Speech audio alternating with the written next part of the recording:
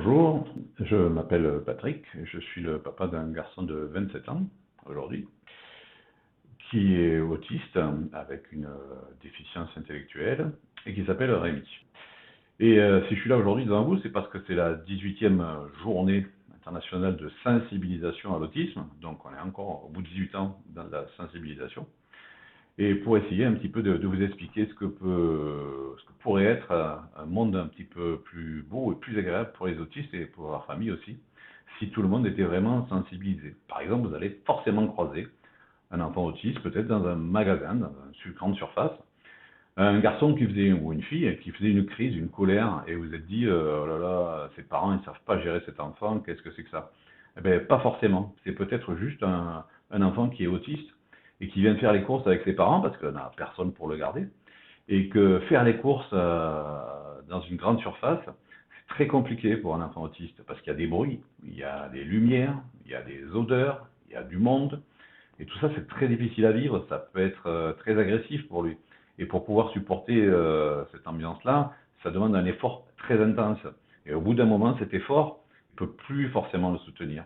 Je ne sais pas, imaginez-vous peut-être faire des courses avec des bruits très désagréables, des bruits de craie ou de couteau dans une assiette pendant tout le temps de vos courses, avec des odeurs que vous ne pouvez pas supporter. Je pense que vous pourriez faire les courses, mais ça va vous demander un gros effort de faire ces courses.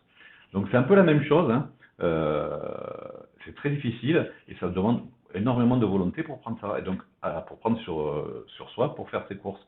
Et donc forcément à la sortie de ces courses, eh bien, il faut décompresser. Et pour décompresser, souvent les autistes ont des mouvements qu'on appelle des stéréotypies qui sont variés. Ça peut être des mouvements de flapping, des bruits, des mouvements de main ou des bruits exprimés avec les bouches pour essayer de décompresser au maximum. Ben, c'est un peu comme vous, hein, si vous êtes un peu stressé, ben, vous allez bouger les jambes, vous allez peut-être fumer une cigarette, voilà, ben, c'est leur cigarette à eux, entre guillemets. Un autre endroit où la sensibilisation nous aurait bien aidé, c'est l'école. Alors à l'époque, l'école, l'autisme, on ne savait pas trop ce que c'est, même aujourd'hui, s'il y a du mieux, on n'en est pas encore là. Et c'est vrai que avoir des personnes qui soient formées, qui soient sensibilisées, ça aurait pu orienter différemment la prise en charge et l'accompagnement à l'école à ce moment-là, et parce qu'on comprend qu'on n'a pas les mêmes objectifs quand on a un enfant autiste dans sa classe que quand on a un enfant qui n'a pas ce handicap, et l'objectif à la fin d'année, c'est pas forcément le même.